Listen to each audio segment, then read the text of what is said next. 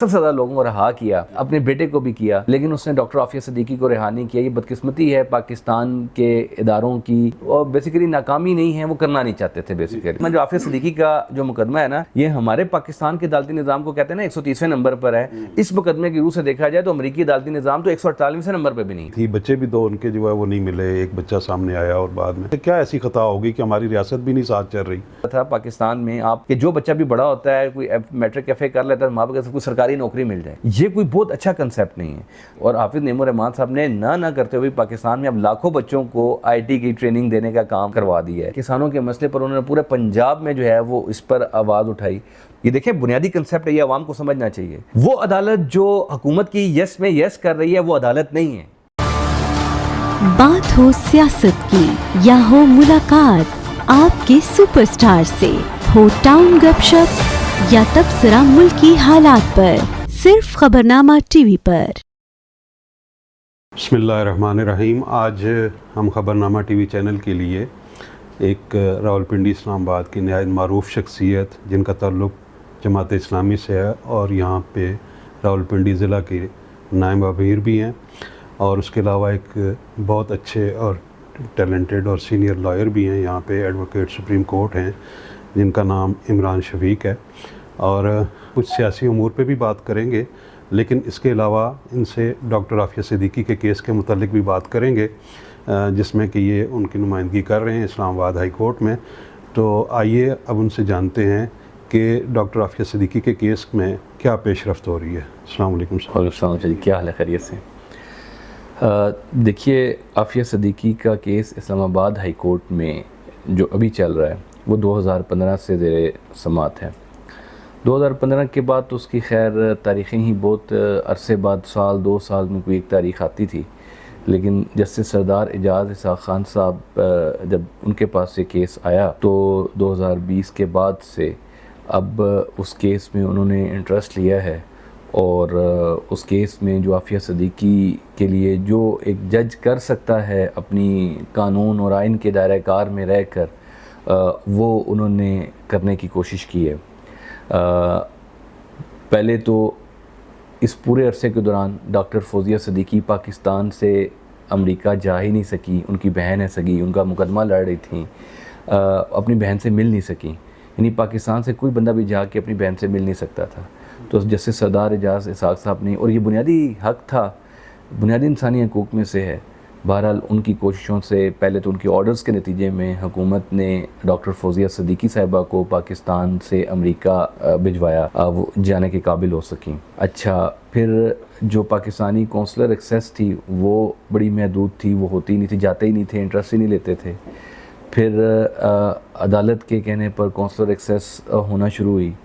پھر عافیہ صدیقی صاحبہ کو پاکستان سے کس تناظر میں اغوا کیا گیا، اغوا کر کے کیسے امریکہ کے حوالے کیا گیا، امریکہ میں کیا کچھ ان کے ساتھ ہوا، جہاں بگرام میں وہ قید تھیں وہاں ان کے ساتھ کیا ہوا، اس پورے سے ریلیٹڈ بہت سے ڈاکومنٹ تھے، جو ڈاکومنٹری ایویڈنس تھی، جو اس کو اکٹھا کرنا تھا، بڑا ضروری تھا۔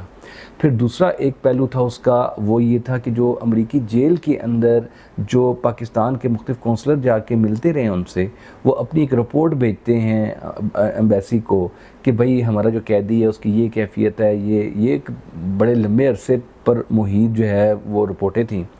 تو وہ حکومت پاکستان کو ان کے کونسلر جو رپورٹیں بھیجتے رہے ہیں، جس پہ ان کی صحت کے بارے میں، ان کی جو ان کے ساتھ جیل میں سلوک ہو رہا ہے اس کے بارے میں چیدہ کچھ نہ کچھ دو چار رپورٹیں ایسی تھیں جن میں ایمبیسڈرز نے کچھ اچھے طریقے سے، کونسلر جو گئے انہوں نے اپنی رپورٹ میں وضاحتیں کی تھی کہ اس عورت کے ساتھ کیا کچھ ہو رہا ہے، لیکن وہ وہ ڈیٹا ہمارے لیے بہت اہم تھا، کیونکہ اب عافیہ صدیقی کو 86 سال کی سزا جس مقدمے میں، جس انداز میں امریکہ میں ہوئی ہے، وہ تو ایک بڑی دردناک کہانی ہے، پاکستان پورا جانتا ہے کہ وہ کس انداز میں ہوئی ہے۔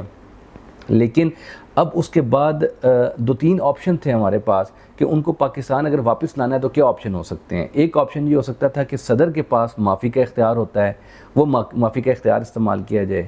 اس کے لیے عدالت کی کوششوں سے، عدالت کے احکامات کے نتیجے میں حکومت اس بات پر راضی ہوئی کہ ٹرمپ کو جو خط لکھے، درخواست معافی کی فوزیہ صدیقی صاحبہ کی بہن عافیہ صدیقی جو جیل میں، انہوں نے خود وہاں سے ان کے وکلاء کے ذریعے دی، ٹرمپ سے پہلے جو بائیڈن تھے ان کو۔ لیکن بائیڈن نے اپنی تاریخ کی امریکی تاریخ کے سب سے زیادہ لوگوں کو رہا کیا، اپنے بیٹے کو بھی کیا، لیکن اس نے ڈاکٹر عافیہ صدیقی کو رہا نہیں کیا۔ یہ بدقسمتی ہے پاکستان کے اداروں کی کہ وہ سفارتی ناکامی ہے، جو بیسیکلی ناکامی نہیں ہے، وہ کرنا نہیں چاہتے تھے بیسیکلی۔ اچھا، پھر اس کے بعد اب ان کی اب ایک اگلا مرحلہ درپیش ہے، وہ مرحلہ بڑا امپورٹنس کا حامل ہے۔ وہ یہ ہے کہ ہم امریکہ میں عدالتی محاذ پر ایک درخواست دائر کرنا چاہتے ہیں، اور وہ درخواست بھی ڈاکٹر فوزیہ صدیقی نے اور ان کے وکیلوں نے ہی دائر کرنی ہے، عافیہ صدیقی کے وکلاء نے امریکہ میں۔ کلائیو سمتھ اکثر بات بھی کرتے رہتے ہیں، آن لائن یہاں پر عدالت میں بھی پیش ہوتے ہیں، لیکن مسئلہ یہ ہے کہ اس میں ہمیں یہ ایک درخواست حکومت پاکستان کی طرف سے چاہیے، جس میں ہم نے جو اپنی درخواست ہے اس میں ہم نے جو بھی ہمارے ساتھ ہوا وہ یقیناً چیزیں مینشن کریں گے، تو امریکہ کی عدالت سے ہمیں ریلیف ملے گا کہ میرے ساتھ یہ ظلم اور زیادتیاں ہوئی ہیں، اس انداز میں بے گناہ ہوں۔ حکومت پاکستان سے صرف اتنی استدعا تھی کہ امائکس بریف ایک ہوتا ہے، یعنی امائکس بریف ہوتا ہے عدالتی معاونت کا ایک درخواست ہوتی ہے جو کوئی بھی دنیا میں امریکی عدالت میں قانون کے مطابق دے سکتا ہے، تو وہ معاونت کی درخواست انہوں نے دینی ہے، اور اس میں صرف انہوں نے ایک جملہ لکھنا ہے، اور وہ یہ لکھنا ہے کہ عافیہ صدیقی صاحبہ کی اگر یہ درخواست منظور کر لی جائے، اس کے مندرجات پر ہم بات نہیں کرتے، صرف اس کو پاکستان آنے کی یا اس کو رہا کر دیا جائے انسانی بنیادوں پر، تو ہمیں حکومت پاکستان جو ہے یہ چاہتی ہے۔ یہ 2 لائنیں لکھنی ہیں۔ اچھا، اس کے لیے اٹارنی جنرل آف پاکستان پہلے عدالت میں پیش ہوئے، اور اٹارنی جنرل آف پاکستان نے یقین دہانی کرا دی عدالت کو کہ ہم ان پرنسپل یہ امائکس بریف داخل کرنے کے لیے تیار ہیں۔ بعد میں پاکستان میں آپ کو پتہ ہے کہ آسمان رنگ بدلتا ہے، ٹھیک ہے، اور شہباز شریف صاحب نے ان کو ملاقات میں بھی فوزیہ صدیقی کو کہا تھا کہ ہم یہ کریں گے، عدالت میں بھی یقین دہانی ہوگی، لیکن اس کے بعد جب یہ ساری درخواست کا پروسیس مکمل ہو گیا تو حکومت پاکستان وہ انہوں نے انکار کر دیا۔ آج عدالت میں جو سماعت تھی وہ اس بات پر تھی کہ آپ انکار چلیں آپ نے کر دیا، آپ کہتے ہیں ہم نہیں کریں گے، اب وہ ریزنز تو بتائیں کہ جن کی بنیاد پر آپ کہتے ہیں کہ ہم اس کو نہیں کرنا چاہتے۔ پہلے انہوں نے ایک درخواست اس کو ڈیلے کرنے کے لیے کہ اس مقدمے کو ختم کر دیں پاکستان میں، عافیہ صدیقی کا مقدمہ چلنا ہی نہیں چاہیے پاکستان میں۔ عدالت نے وہ درخواست ان کی خارج کی، وہ 4 مہینے اس میں ضائع ہو گئے۔ اب عدالت میں یہ کہتے ہیں کہ آپ سپریم کورٹ چلے گئے ہیں کہ عدالت نے یہ مقدمہ خارج کیوں نہیں کیا۔ عدالت کا کہنا یہ ہے، ہمارا کہنا یہ ہے کہ ایک بنیادی انسانی حقوق کا مسئلہ ہے، ویانا کنونشن کے تحت یا diplomatic and consular relation act ہے جو پاکستان کا، اس کے تحت آپ کی ذمہ داری ہے کہ اپنے ایک قیدی کو قانونی امداد فراہم کریں امریکہ میں، اس کی رہائی کے لیے پوری کوششیں کریں۔ تو اب آپ وہ کوششیں کرنے سے بھی آپ کہہ رہے ہیں کہ مقدمہ ہی خارج کر دیں، بنیادی انسانی حقوق کا مسئلہ ہے۔ اب عدالت نے ان سے کہا ہے کہ اچھا آپ یہ کہتے ہیں کہ امائکس بریف نہیں دیتے ہم، آپ نے کوئی سوچ سمجھ کے فیصلہ کیا ہوگا، اس کی کوئی ریزنز ہوں گی، کوئی وجوہات ہوں گی، آپ ہمیں وہ تحریری طور پر وجوہات دے دیں۔ آج جب اٹارنی جنرل صاحب آئے عدالت میں، ڈپٹی ایڈیشنل اٹارنی جنرل، انہوں نے کہا جی کہ ابھی ہم وجوہات ابھی لکھ رہے ہیں اور اس پروسیس میں ہیں۔ عدالت نے کہا میں 4 مہینے سے آپ سے اس پر ڈسکشن کر رہا ہوں، اب میں توہین عدالت کی نوٹس جاری کروں گا وزیر اعظم کو اور کابینہ کو، کیونکہ میں نے حکم کیا ہوا ہے کہ وزیر اعظم اور کابینہ جو ہے، کیونکہ یہ فیڈرل گورنمنٹ جو ہے وفاقی کابینہ اور وزیر اعظم پر مشتمل ہے، یہ بتائیں کہ کیا ریزن ہے کہ قوم کی بیٹی کو یہ پاکستان نہیں لے۔ اور انہوں نے کہا اس بات پر یہ نہ رہیے گا کہ میں یہ آرڈر پاس نہیں کروں گا، میں توہین عدالت کی کارروائی کروں گا اور آپ کو پتہ ہے کہ میں کروں گا۔ انہوں نے بتا دیا صاف لفظوں میں، تو انہوں نے کہا اس آرڈر کو کمپلائی کریں۔ اب 1 ہفتے کا ٹائم دیا ہے، اب حکومت پاکستان دیکھیں اس دوران، آپ کو پتہ ہے سپریم کورٹ میں آج کل آئینی بینچ بھی ہے، اسٹے لینا اور باقی وہ سپریم کورٹ میں حکومت کے لیے آج کل کوئی پرابلم نہیں ہو رہی کسی چیز میں، لیکن میں امید یہ کرتا ہوں ایک پاکستان کے شہری کے کہ سپریم کورٹ آف پاکستان اتنے حساس مسئلے پہ جس میں ایک معصوم عورت کا ہے، حکومت پاکستان کو یہ ریلیف کم از کم نہیں دے گی کہ اس مقدمے کی کارروائی کو روکنے کی کوشش کرے اور صدر اعجاز اسحاق کے ہاتھ باندھنے کی کوشش کرے۔ دیکھیں، اس میں یہ جاننا چاہوں گا کہ پاکستانی قوانین کے اندر کچھ اس طریقے سے ہم نے چیزیں، ایک جو صنف نازک ہے اس کے بارے میں جنرلی بھی ایک طریقہ کار یہ ہے کہ زیادہ اس کو کیئر کے ساتھ اور زیادہ اس کو ہمدردی کے ساتھ دیکھا جاتا ہے، مطلب چاہے وہ پولیس کا آ جائے، محکمہ آ جائے یا عدالتیں آ جائیں، وہ صنف نازک جو ہے نا، تیرا جسم تیری مرضی والی ہے، وہ صنف نازک جو ہے میری اور آپ کی جو معصوم مائیں بہنیں ہیں نا، جو قوم کی بیٹی جس کو ہم کہتے ہیں، جی جی، اور جس قوم کی بیٹی کے ساتھ حافظہ قرآن کا لفظ آتا ہو، ٹھیک ہے، تو اس کے لیے یہ صنف نازک والے جذبات ان کے ہاں نہیں ہیں۔ ویسے یہ میں جاننا چاہوں گا کہ آپ چونکہ اس کو پرسو کر رہے ہیں، اور ظاہر ہے کہ آف دی ریکارڈ بھی بعض چیزیں آپ لوگوں کے سامنے آتی رہتی ہیں، اور یہ ساری چیزیں بھی ہوتی ہیں of the record, on the record, یہ سارا آپ کمپائل کر کے کچھ آپ اپنی رائے بھی بناتے ہوتے ہیں، تو میں یہ جاننا چاہوں گا کہ اس میں کتنا سبسٹنس ہے کہ یہ ان کو جو اتنی سزا ہوئی ہے اور یہ جو ساری چیزیں اتنا ہارش ہو گئے ہیں اس کے اوپر، تو آخر کیا اس کے ساتھ انمٹی تھی؟ بچے بھی دو ان کے جو ہے وہ نہیں ملے، ایک بچہ سامنے آیا اور بعد میں تو یہ اس حد تک جو چیزیں چلی گئیں اس میں کیا یعنی آپ سمجھتے ہیں کہ ان سے کیا ایسی خطا ہوگی کہ ہماری ریاست بھی نہیں ساتھ چل رہی اور وہاں پہ بھی ظاہر ہے وہ ان کو کیا ہمدردی ہو سکتی ہے ہمارے ساتھ؟ اچھا جی، وہ تو دیکھیں فیکٹ خود بتاتے ہیں، حالات اور واقعات خود بتاتے ہیں. آپ کو پتہ ہے امریکہ میں اس عورت پر مقدمہ کیا بنا ہے؟ اگر اس سے کوئی غلطی ہوئی ہوتی اور اس کا کوئی ایویڈنس ہوتی، مقدمہ یہ بنا ہے جس پر اسے 86 سال سزا ہوئی ہے. آپ تصور نہیں کر سکتے وہ مقدمہ کیا ہے. مقدمہ وہ پوری دنیا جان سکتی ہے، امریکی آن لائن ریکارڈ پر موجود ہے. میں کوئی ایسی بات نہیں کروں گا کوئی جو نئی بات ہو. مقدمہ یہ ہے کہ 6 امریکی فوجی ہیں، امریکی فوجی، وہ ان کے پاس اسلحہ ہے، وہ عافیہ صدیقی کو قید کے دوران انٹروگیشن کر رہے ہیں. یہ سوال نہیں دیکھتے کہ قید اسے کیوں کیا گیا، کس ایویڈنس کی بنیاد پر پکڑا گیا تھا، لے کر گئے، اغوا کیسے ہوئی، یہ نہیں بات آ رہی. افغان پولیس کے پاس یہ کوئی چیز نہیں آ رہی. وہ کہتے ہیں ہم جو انٹروگیشن کر رہے تھے، اس انٹروگیشن کے دوران اس عافیہ صدیقی نے ان 6 میں سے ایک بندے سے، یہ نہیں ہے کہ اس کے پستول کہیں پڑی ہوئی تھی بندوق تو اس نے اٹھا لی، ان میں سے ایک سے چھینی اس نے. امریکی فوجی سے ایک وہ عورت جو 5 سال سے ان کی قید میں ہے، لاپتہ ہے، جس کے 3 بچے ہیں، 2 بچے چلے مل گئے بعد میں اور ایک بچے کا پتہ ہی نہیں 6 مہینے کا کدھر گیا.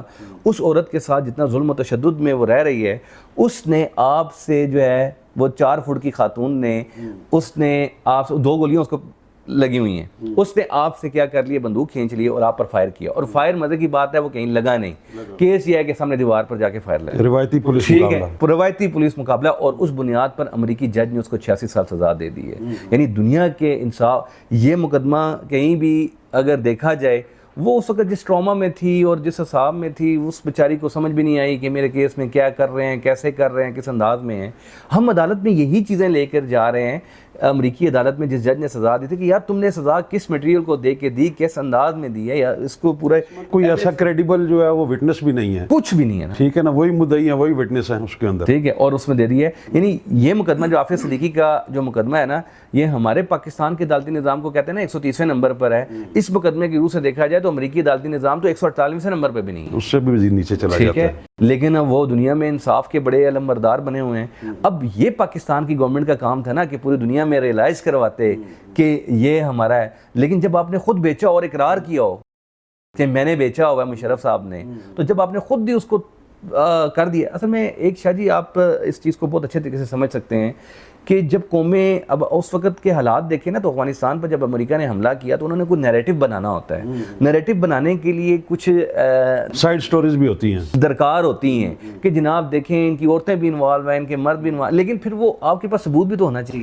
پھر وہ عدالتوں میں آپ پیش کریں، کہیں لے کر آئیں، دنیا کے سامنے لے کر آتے ہیں. تو یہ تو بڑی معصوم اور مظلوم عورت ہے جس کے ساتھ، یعنی اس سے انصاف کے تو کوئی تقاضا ہمیں پورا ہوتا ہوا نظر اچھا نہیں آیا. اس سے آگے بھی دیکھیں ذرا کہ دنیا یہ تو کہتی ہے نا، آپ صنف نازک کی بات کر رہے تھے، اس کے ساتھ متعدد بار جیل کے اندر، امریکی جیل میں، وہ جیل کیا اسے کہیں آپ اندھا کنواں ہے، اس میں اس کے ساتھ زیادتی بھی ہوتی رہی ہے، جنسی زیادتی ہوتی رہی ہے. ٹھیک ہے، آپ کس نظام کی بات کرتے ہیں؟ اور پاکستان کے جو وہاں سے فارن آفس کے لوگ جاتے رہے کونسلر، انہوں نے آج تک حکومت پاکستان کو یہ توفیق نہیں ہوئی، جج نے ان کو کہا کہ آپ اس پر پرسو کریں کہ اس عورت کے ساتھ جنسی تشدد اور زیادتی جو ہوئی ہے جیل کے اندر، آپ کسی کو دوائیوں سے محروم کرتے ہیں، آپ کسی کو ایک بالکل ہر طرح کا تشدد نفسیاتی جسمانی آپ سارا کرتے ہیں. ٹھیک ہے، جنسی آپ نے یار اس کے ساتھ اس کے جسم کے ساتھ بھی کھلواڑ کرتے رہے ہیں، وہاں وحشت آپ اس کے ساتھ کرتے، اتنی آپ کے اندر نفرت تھی، تو آپ اس کا تو کوئی کم زیادہ لیں.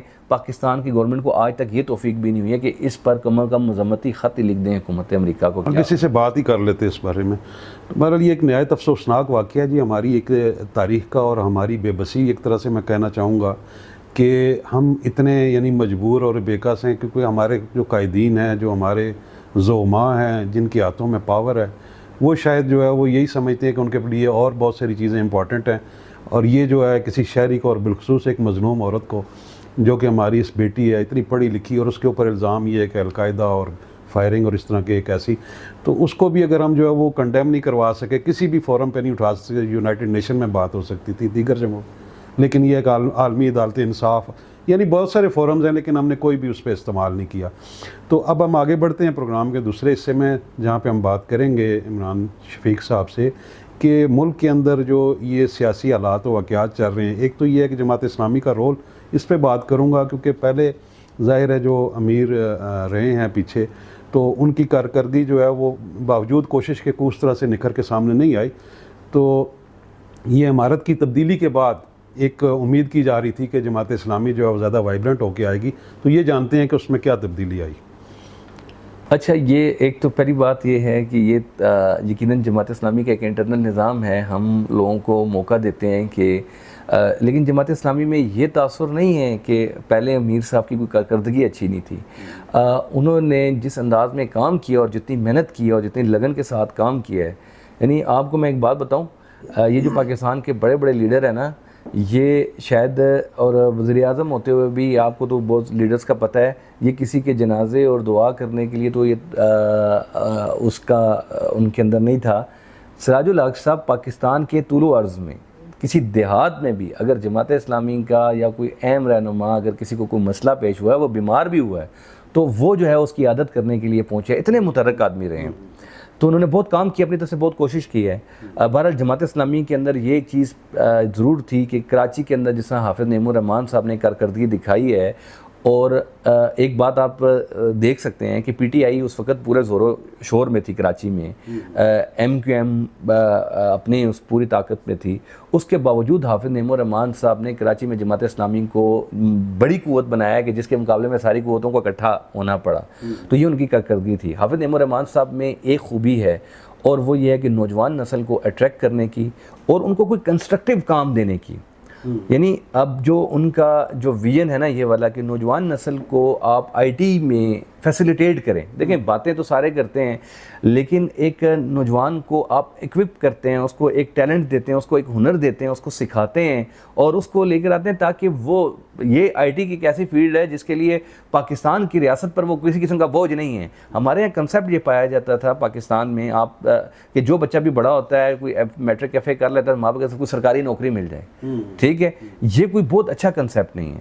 دنیا اب یہ اس انڈسٹری کے ذریعے کمانا چاہتی ہے، اور حافظ نعیم الرحمان صاحب نے نہ کرتے ہوئے پاکستان میں اب لاکھوں بچوں کو آئی ٹی کی ٹریننگ دینے کا کام کروا دیا ہے. اور اس کے بعد پھر ایک دوسرا بڑا کام جو انہوں نے کیا وہ یہ ہے کہ بجلی کے بلوں پر تو آپ اور میں سارے پریشان تھے، لیکن بجلی کا بل کس انداز میں ہمیں نچوڑ رہا ہے، اور یہ جو بڑی بڑی کمپنیاں آئی پی پیز ہیں جس طرح پوری پاکستان کی اکانومی کو لوٹ رہی تھی. دیکھیں وہ اکانومی خالی بجلی کے بلوں میں نہیں تھی. آپ کو یاد ہوگا کہ اکانومی تو پوری بیٹھ گئی تھی. جب پتہ چلا تو سارا پیسہ تو آئی پی پیز کے، اور یہ آئی پی پیز کے دھندے کے پیچھے یہ سارے بڑے بڑے لوگ شامل تھے.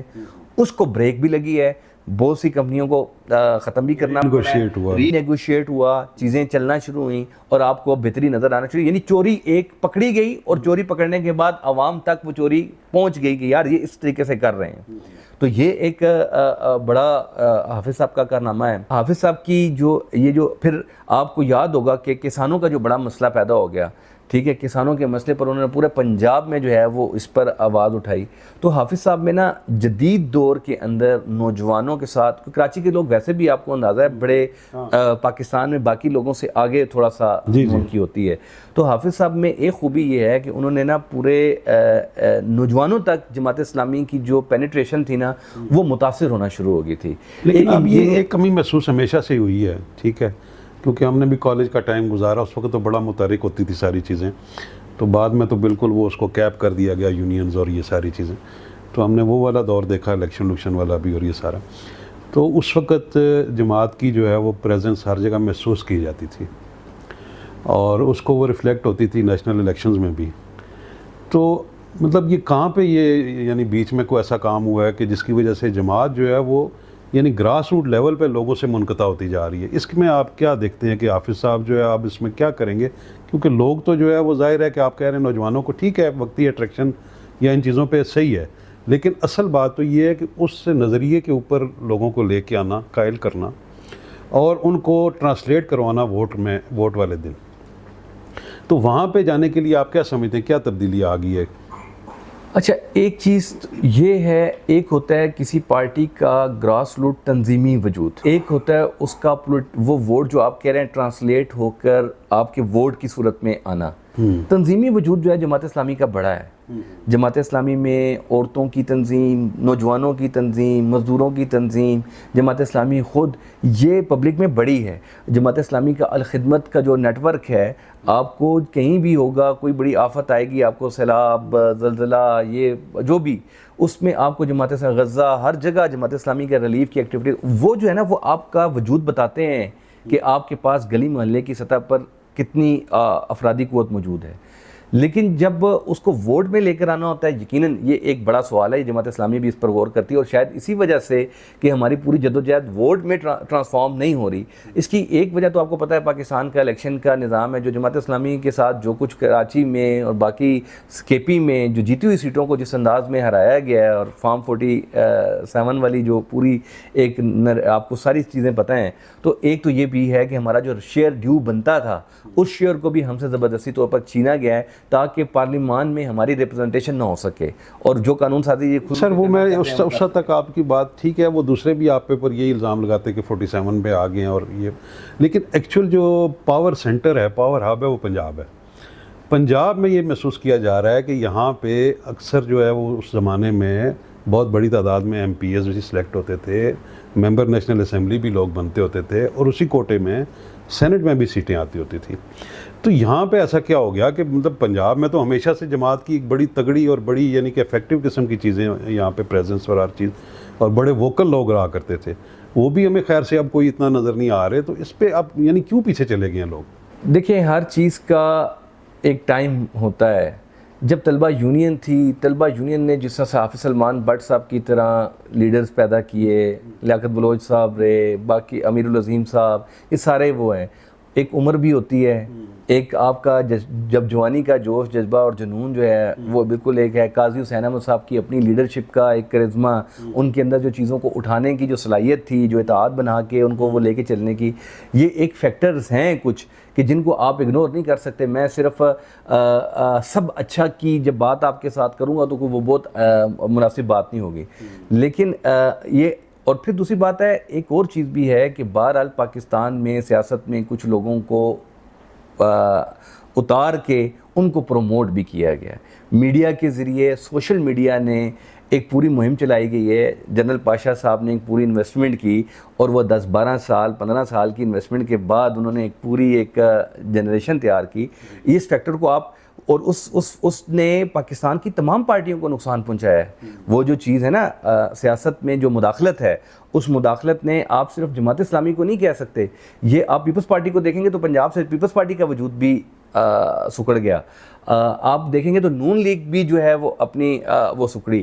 جب سیاست میں نا ایک پوری پولیٹیکل انجینئرنگ ہوئی ہے پاکستان میں، اس پولیٹیکل انجینئرنگ کا جن لوگوں نے وہ انجینئرنگ کی ہے، وہ سب دنیا جانتی ہے کس انداز میں ہوئی ہے. اس پولیٹیکل انجینئرنگ کا نقصان بہرحال پاکستان میں سیاسی نظریہ رکھنے والی پارٹیوں کو ہوا ہے، اور وہ ہمیں بھی نقصان ہوا ہے. نہیں، لیکن آپ دیکھیں نا، میں اس پہ اصل میں میرا جو نقطہ نظریہ، آپ نے دیکھیں نا حافظ سلمان صاحب کی بات کی، لیاقت بلوچ صاحب، یعنی بڑے قداور اور بڑے، یعنی اس میں ان کے معاملات جو ہے نا بہت ہائی لیول کے سمجھ سکتے ہیں، کیلیبر ان کا بڑا تھا. میں یہ اس میں بڑا پریشان ہوں اس بات میں، اتنی ڈسپلن جماعت، اتنے یعنی ہم نے یعنی بہت قریب سے دیکھا ہوا ہے، اور ظاہر ہے کسی سٹیج پہ شاید ہو سکتا ہے ہم نے بھی کوئی ایکٹیویزم کیا ہوگا. تو اصل میں جاننا یہ چاہ رہا ہوں کہ وہ اتنا مطلب بانجھ کیوں ہو گیا جماعت، کہ بھئی وہ اتنا گیپ آ گیا کہ اب وہ جو لوگ جو 70s میں چلے گئے، لیٹ 70s میں چلے گئے، ان کے نیچے کوئی جوان، کوئی نوجوان، کوئی مطلب ایسا نہیں کہ جو اتنا کوئی سامنے آئے ووکل ہو، کوئی مطلب لے کے چلے. اب دیکھیں نا، ایک امیر صاحب میں چلے وہ تو ٹھیک ہے ہوئے ہیں، لیکن آپ دیکھیں نا اب قائد صاحب کی اگر آپ بات کرتے ہیں تو نیچے بھی تو لوگ تھے نا، ہاں نیچے جو اپنے اپنے علاقوں میں بڑے افیکٹو تھے، بڑے بولتے تھے اور ہر چیز جو کرتے تھے. تو وہ کہاں چلے گی چیز؟ ہاں نہیں، وہ ایک میں اس پر آپ سے اختلاف نہیں کروں گا.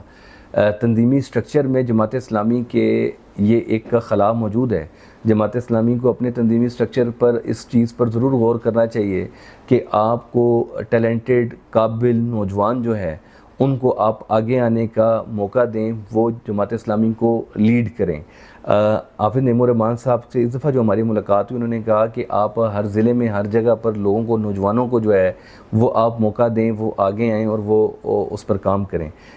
جب تک نوجوانوں کو آپ موقع نہیں دیں گے آگے آنے کا، اور وہ آگے آ کے لیڈ نہیں کریں گے، آگے دیکھیں نا اب ہمیں وہ پارٹی چھوڑ کے چلا گیا یا نکال دیا گیا، وہ فیض الحسن چوہان، وہ پنڈی شہر میں بہرحال اس وقت جب وہ جماعت میں تھا تو وہ ایک شباب ملی کے طور پر ایک افیکٹو، ہم کالج میٹ تھے اس زمانے میں، یہ سارا چیزیں تھیں. تو بہرحال اس چیز کی ضرورت تو ہے پنڈی شہر میں، ابھی دوبارہ سے ضرورت ہے پنڈی شہر میں. یقیناً یہ رول مجھے بھی اپنے آپ کو دیکھنا ہے کہ میں اس میں میں نے پنڈی کی سیاست میں اور پنڈی میں عوام میں کیا میں وہ رول ادا کر رہا ہوں کہ نہیں کر رہا. یہ چیزیں، یہ خود احتسابی کا عمل بھی ہونا چاہیے، اور یہ پارٹی کے اندر بھی خود احتسابی ہونی چاہیے کہ پارٹی کو سوچنا چاہیے کہ آپ کو ہر سطح پر وہ یعنی لوگوں کو دیکھنے کے لیے صرف نعیم الرحمان صاحب کو نہ دیکھنا پڑے، بلکہ آپ کے نیچے بھی وہ لیڈر ایسے ہوں کہ سیکنڈ تھرڈ ہونی چاہیے، اور وہ سیکنڈ اور تھرڈ ٹیئر کی عادت نظر نہیں آ رہی. اگر آپ پنڈی کی شہر کی بات کریں تو آپ کو پنڈی شہر میں، آپ پنڈی پورے ضلع میں آپ جب غور کرنا شروع کرتے ہیں، آس پاس کے ضلع میں غور کرنا شروع کرتے ہیں، تو آپ کو سیکنڈ ٹیئر اور تھرڈ ٹیئر کی وہ لیڈرشپ جو لوگ کہتے ہوں کہ یار یہ جماعت اسلامی کا لیڈر ہے، ٹھیک ہے، اور یہ عوام میں وہ آپ کو نظر نہیں آئے گی. جب آپ کو وہ نظر نہیں آئے گی تو اس کا اثرات آپ کی لوکل وہ ہوگا. یہ حافظ نعیم الرحمان صاحب کو میں اب پارٹی کی اس چیز کو دفاع کرنے پر بیٹھ جاؤں تو یہ میری تربیت نہیں ہے. ٹھیک ہے، ہماری اگر جماعت اسلامی نے اگر تربیت کی ہے تو پھر تربیت کی بنیادی چیز یہ ہے کہ ہم سچی چیز کا اعتراف بھی کریں، اور وہ یہ ہے کہ بہرحال فرسٹ ٹیئر کی عادت ضرور موجود ہے، لیکن سیکنڈ ٹیئر اور تھرڈ ٹیئر کی عادت عوام تک نہیں ہے. عوام کو پتہ نہیں ہے کہ ہماری سیکنڈ اور تھرڈ ٹیئر کی عادت لوکل سطح پر کیا ہے، اور یہ بہت بڑا ایک ڈرا بیک ہے. اس کو ختم ہونا چاہیے، اور اس کو لوگوں کو سامنے آ کے کھل کے کھیلنے کا موقع دینا چاہیے کہ وہ عوام کی قیادت کریں. یہ جماعت اسلامی کو ہمیں بیٹھ کے اپنے اس نقص کو جو ہمارے خلا ہے نا اس نظام میں، اس کو دور کرنا چاہیے. اچھا، میں یہ جاننا چاہوں گا کہ اب چونکہ آپ بطور اپوزیشن جماعت ہی ایک طریقے سے ہر جگہ پہ آپ کا تعارف ہو رہا ہے، تو یہ جو مرکز کی لیول پہ اور پنجاب کے لیول پہ جو چیزیں ہو رہی ہیں، تو اس پہ آپ کیا رائے رکھتے ہیں کہ آیا کہ یہ درست سمت میں موو کر رہے ہیں، یا ابھی جو ہے اس کو کچھ مزید بہتر کرنے کی کچھ؟ حکومت کی بات کر رہے ہیں؟ جی حکومتوں کی. دیکھیں، اس وقت پورا نظام کیپچر ہو چکا ہوا ہے. آپ کے نظام میں سب سے اہمیت کی حامل چیز ہے آپ کی عدالتیں. جی. عدالت کی اور حکومت کی آپس میں کبھی کوئی یاری نہیں ہوتی ہے. اچھی عدالت وہ ہوتی ہے جو حکومت جس سے خائف ہوتی ہے. اگر حکومت ہر کام کرتی چلی جائے اور عدالت اس پر ٹھپا لگاتی جائے تو یہ سمجھ لیں کہ ملک میں بنیادی انسانی حقوق نہیں ہے. آج میں بطور وکیل یہ سمجھتا ہوں کہ ہمارے پاس کلائنٹ آتے ہیں تو ہم خود پریشان ہو جاتے ہیں کہ ہم اسلام آباد ہائی کورٹ جائیں گے، وہاں سے کیا لے کر آئیں گے، ہم نیچے جوڈیشری میں جائیں گے، ہم وہاں سے کیا لے کر آئیں گے، میں اس بندے کو کیا ریلیف لے کر دوں گا. کیا ہماری عدالتیں جو ہے وہ حکومت کے خلاف ایڈمنسٹریشن کی عدالت کس لیے ہے؟ عدالت اس لیے ہے، یہ دیکھیں بنیادی کنسیپٹ ہے، یہ عوام کو سمجھنا چاہیے. وہ عدالت جو حکومت کی یس میں یس کر رہی ہے وہ عدالت نہیں ہے. ٹھیک ہے، یہ ایک سیگمنٹ آ گیا نا. عدالت اب دوسرا جو ہے نا یہ ساری چیزوں 26ویں آئینی ترمیم نے نا آپ کی ایک آرگن کو اسٹیٹ کے تو بالکل ختم کر دیا. اب پیکا کے تحت آپ دوسرا آرگن آ جائیں آپ کا صحافیوں کا. آج ہم اس پر بات کر رہے ہیں، یوٹیوب کے انہوں نے جتنے چینل تھے جہاں سے آواز آ سکتی تھی وہ سارے بند کر دیے ہیں. اچھا، اب یہ جو صحافت پیکا ایکٹ لے کر آ گئے، مطلب صحافی بھی اب کھل کے بات نہیں کر سکتا.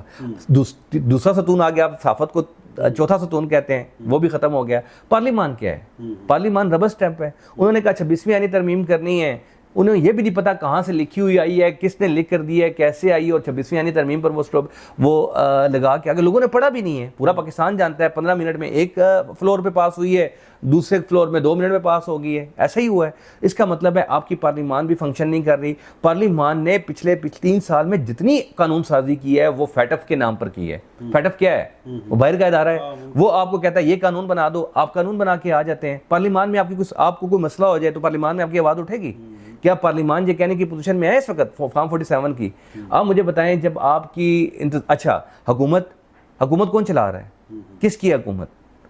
کہ کون لے کر آیا حکومت کو؟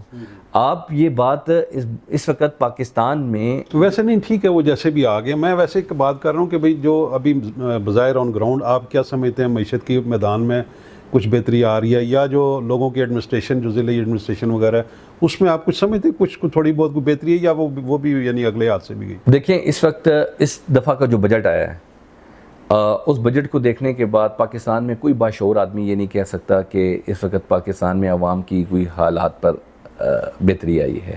یہ جو تھوڑی بہت ابھی عارضی سٹیبلٹی نظر آ رہی ہے، یہ صرف اس لیے ہے کہ آپ نے عالمی سطح پر یس مین کا کردار ادا کیا ہے.